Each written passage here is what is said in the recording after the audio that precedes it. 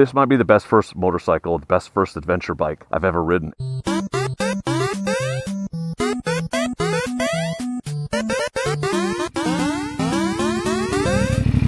Hello friends, I'm on the Ibex 450. This bike is not out yet and it won't be out for another month and a half, but we're here in the Black Hills. We're gonna take on some fun two-track right now. CF Moto was kind enough to loan me this bike for 3 hours this morning so I could get out and ride it and start working on a review for all of you of this bike that I am actually very impressed with. I honestly didn't know what to expect. I haven't ridden any CF Motos except for the Ibex briefly, and that was just a few weeks ago. So the Ibex 800, I should say. So I obviously jumped at the chance to get on this bike because I always want to experience as many bikes as I can. And I have to tell you, this is a compelling motorcycle. It is designed to be, sorry, I have to take it super easy because there's side-by-sides on these trails and I do not want to come across one, come around a corner fast. Because, you know, you won't be in the other track, you'll be in the whole road. Anyway, designed from the bottom up to be the most approachable adventure motorcycle, the best entry-level adventure motorcycle ever made. And there's a lot of very interesting concessions to that end. It has fully adjustable, so the rear linkage, oh shit. Oops, I was afraid that was gonna happen. Okay then, well, it just moved a little, so we're good. As an example, okay, right now I'm on this bike. The rear linkage has 2 positions, so you can lower it, factory lowering settings. And I'm on this bike with the optional rally seat, which actually makes it taller, and it's only 31 inches seat height. It can go down to something ridiculous, like 27. So if you're a short-statured rider, and you're just tired of having to tippy-toe every single adventure bike, or like, make compromises, you know, this bike from the factory could be really good for you. And that's not to say, though, because people always get it in their heads when they hear entry level that it's not fun for anyone else.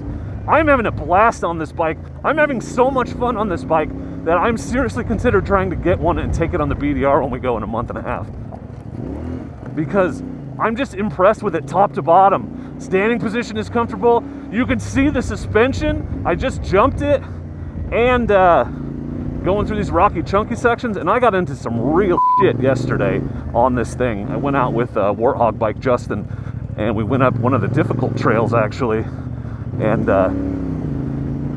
dude, I was so impressed. In fact, the suspension is too stiff. I need to dial it back for me, and I'm probably twice the weight of the person this is designed for. So I'm just really impressed with the whole bike, top to bottom. And get this, it's $6,500.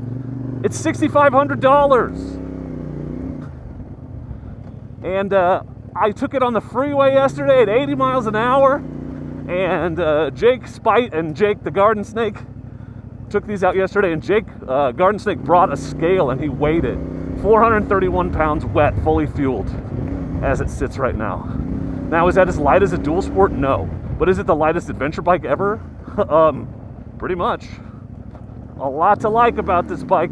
And the other thing, I'm just rambling here. This is a review. It is a review, but not like one of my super organized reviews because I've only got 3 hours with it, and I don't like to do like a super review unless I've had like 1,000 miles on a bike. But so it won't be as organized as what you normally get. But I think this is an adventure bike that you could buy day one and learn to ride on, literally no experience. And it would take you all the way to your first BDR. You could ride a BDR on this bike. Again, I only had it for a few hours, but that is my impression. And not only could you ride the BDR, because people forget, that's only half the equation. Okay, just riding the BDR is half of it. You will have to get there first. And like NorCal BDR, it's 12 hours away for me. I would ride this bike 12 hours to get to the beginning of it. I probably should stand up. This is actual riding going on right here. Who knew? Who knew? Yeah, this is the easy track too. Fun. This is a good test. Well, I don't hope people on those side-by-sides aren't dead. Probably waiting up here to ambush me. Oh, and the other big thing, I think the elephant in the room the monkey on this bike's back, at least in my opinion, as I approached it, is, you know, it's a CF Moto, it's a Chinese bike. Is it any good? And we have this kind of idea, or I do, you know, I can't speak for all of you, I guess, but I definitely have this idea in my head of Chinese bikes being janky and kind of clanky and just not feeling unrefined and not well put together. But CF Moto's been making bikes for other manufacturers for like 40 years. And I gotta tell you, if you set me on this, handed me the keys and told me it was a Yamaha, I would believe you. In fact, the closest analog I have for how this bike feels is, to me, it feels like a Tenere 450. Like, and that is high praise, because you know I love the Tenere. Look at this rocky shit. Just the suspension. I cannot believe how good it is on a bike this cheap. It's really good. And it's not even dialed in for me. And I'm in second right now, so it's tractable in second. Yeah, I'm impressed. I'm impressed with this machine. And a lot of really cool, just thoughtful features, like there's one switch on the handlebars, and oh, cows. It's right here. Hold on, I'll show you. This switch on the handlebars, you just hold, so I press it once, I'm out of off-road mode. This bike has traction control and ABS. I hold it down for 2 seconds, let go, I'm in off-road mode, traction control and rear ABS is off. Just like that, on the fly. No dicking around in menus and all of that stuff like certain other bikes I could mention. Transalp. It doesn't have modes, but it has traction control and ABS for the street, and you can turn it off when you get off-road, and it's been great. The front ABS stays on. I haven't had any problems with it. Yeah, it's not super aggressive. Seems like, yeah, okay, it kind of was there. But it at least still slows you down. Sometimes front ABS doesn't even slow you down. It's annoying. But anyway. Yeah, this bike is, you know, I hate to use my cliche, but it is the epitome of confidence inspiring. It is so easy to get your feet down. It's not super heavy. I will admit it's kind of top heavy, but it doesn't matter because it's not very tall. Cons, things I don't like about it, at least so far. The windscreen could be taller for the highway, but it's adjustable, and it's one-hand adjustable on the fly, ratcheting, so that's cool. In fact, I probably should have put it down for this off-road portion. And the seating position is slightly cramped because, you know, you get a low seat height of the bike with decent clearance, and that's going to happen. Your feet are just going to be closer to your ass. That's just how things work. That's physics, my friends. And it comes with those damn STR tires, which is fine if you're a 50/50 rider. I just hate them. They're not even bad. They're just not good for what I want to do. They're fine for when it's dry like this. Here's a water crossing. Look at this. Second gear. Yeah. Yeah, I like the standing position a lot. The bars are not too low. I don't feel like I need risers. This bike is fully stock. The one I'm on right now. It doesn't even have like a ton of crash protection. Obviously no mods. I'm just super impressed with it. It has a ton of, like I said, thoughtful features for new riders and intermediate riders. So, you know, I guess if you're like Graham Jarvis or Ricky Carmichael, you might find it a little boring because it's not quick. Like, the throttle is by no means snappy. It's very smooth. It's forgiving. It's easy to ride, which I think is great for most of us. But if you want, you know, 790, 890 power, obviously this bike is not for you, and it was never supposed to be. But what I love about this bike is it's as easy to ride as some of the other, what we call entry-level adventure bikes, like the 500X, the Audi NX500, the Versys X300. But those bikes are so street biased that, you know, I would take it on something like this, but this might be the worst I would do. But this is a 50/50 bike. It is just enough to get comfortable, to be comfortable and get you places on the highway. If you need that, I can't believe this is the easy trail. I'm pretty excited about it. I'm glad I didn't do the intermediate by myself. But it has the off-road chops to tackle whatever, up to and including the stupid rocky shelves I was climbing up and then dropping back down yesterday with Justin. Yeah, I want one of these. In fact, I am trying to get them to give me one, at least to test out long term, because I really do think it could be the sweet spot. And at the price, that's the other thing. So you buy this as your first adventure bike, or even your first bike. I would recommend it as a first bike. And you can ride it, like I said, from day one as you're learning, you're getting your feet wet, you're learning to ride off-road. It's not so heavy that I feel like it's super dangerous or unwieldy. Now, it would be easier to learn on a dirt bike, but of the adventure bikes I've ridden, this is probably the easiest to learn on. But it's got the chops to get you to the BDR and through the BDR if that's your goal, if that's what you want to do. I'm just really impressed with it. I know they're not paying me. I'm not bought and paid for by the Chinese. You need to go look at Jake the Garden Snake and Jake Spite's reviews because they're equally impressed. But just look at this. Like, this is not the hardest trail ever, but it ain't a manicured gravel road. Yeah, see, the mud is my only concern with these fucking STRs. Scorpion tires, dude. But, you know, and with a streetier bike, you worry that you can't maneuver in the slower kind of stuff like this in second gear. You can't clutch in and out. But it's great. It leans well, it's flickable. Jake said he came up Van Arker Canyon here, just wide open pinned, and was just throwing it into the corners. I'm not that good in the twisties, not like he is, but I was having a great time throwing it around in the twisties on the way up here. You know, it goes faster than I'm able to on the street. It doesn't accelerate super fast. It's still a 450. God, the power delivery and the exhaust note, it sounds like a Tenere. It sounds so good. If you've been considering one of these and you fit into any of the categories I just described, no kidding, my honest to God recommendation is go put some money down on one. Now, the other question about these Chinese bikes is reliability, and I asked the question, and the good news is this 450 is not a new motor. This is the one that's in the 450 NK, and I think the SS, I think that's what it's called. One's a naked bike and one isn't. So it's been around for a while. I asked, what's the highest mileage one you've got? And I was talking to the warranty guy, so he would know what common issues there were. And he said, well, first of all, we haven't really had common issues, nothing consistently happening. And they've had them up to 30,000 miles or more. And then the Ibex 800s, he's got a guy with 130,000 miles on it. So, you know, grain of salt, but for the price, I feel like you can afford to take a flyer on a bike. And dealer network is a concern, but it's growing. There's one 15 miles from me, so if you didn't think you had a dealer nearby, it would be worth looking to see if that's still the case. Okay, a little bit more roading and we'll come back for some final conclusions.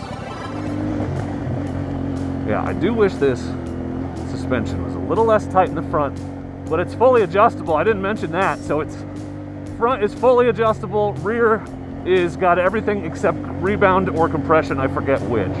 Honestly reminds me of like the KTM, like the 500. I'm no suspension expert, so take that with the biggest grain of salt on earth.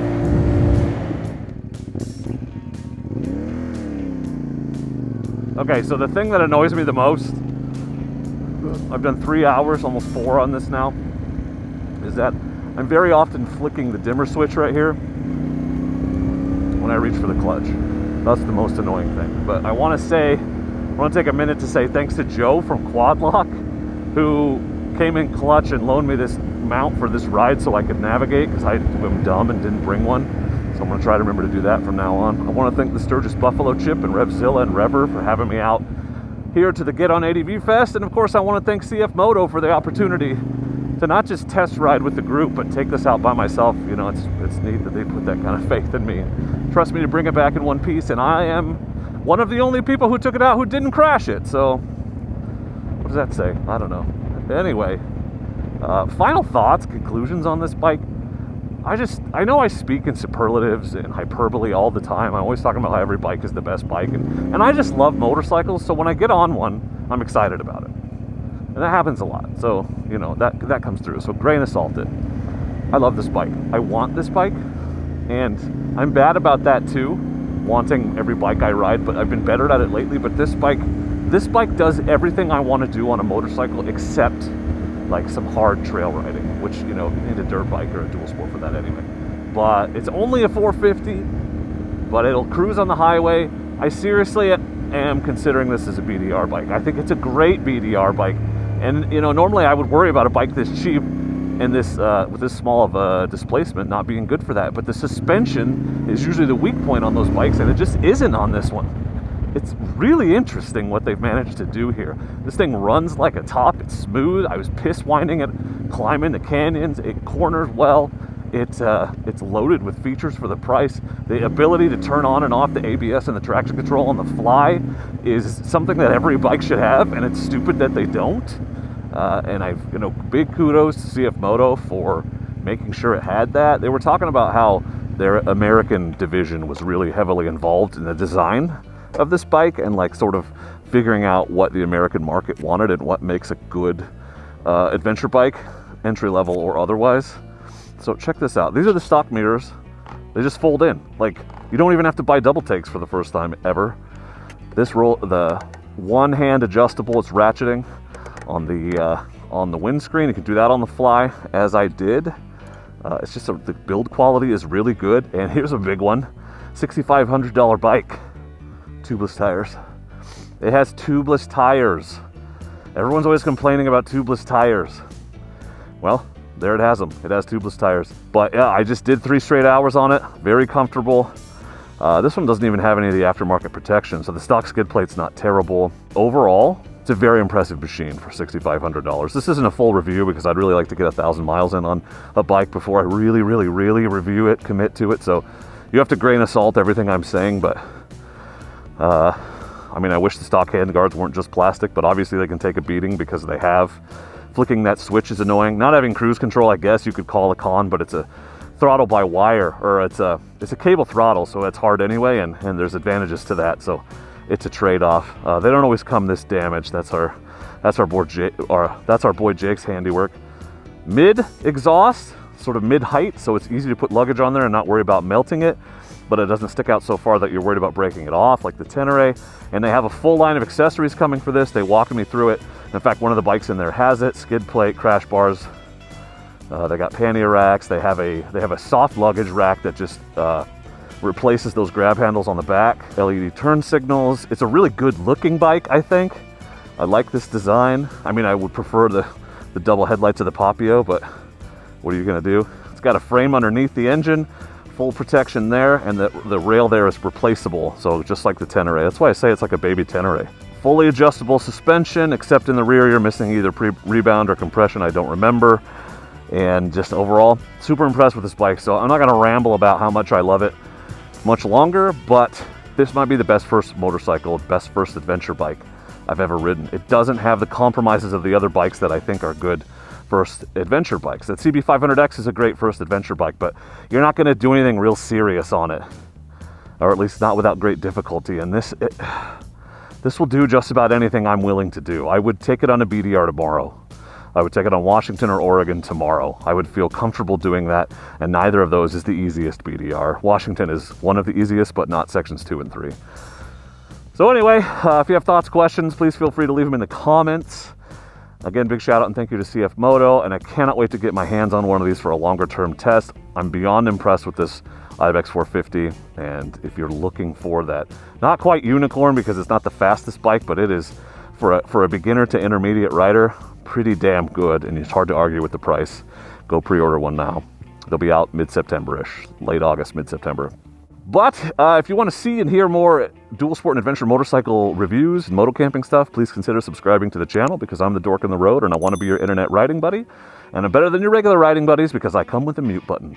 Thank you for watching, and please do not forget to be excellent to each other. Thank you. Excellent!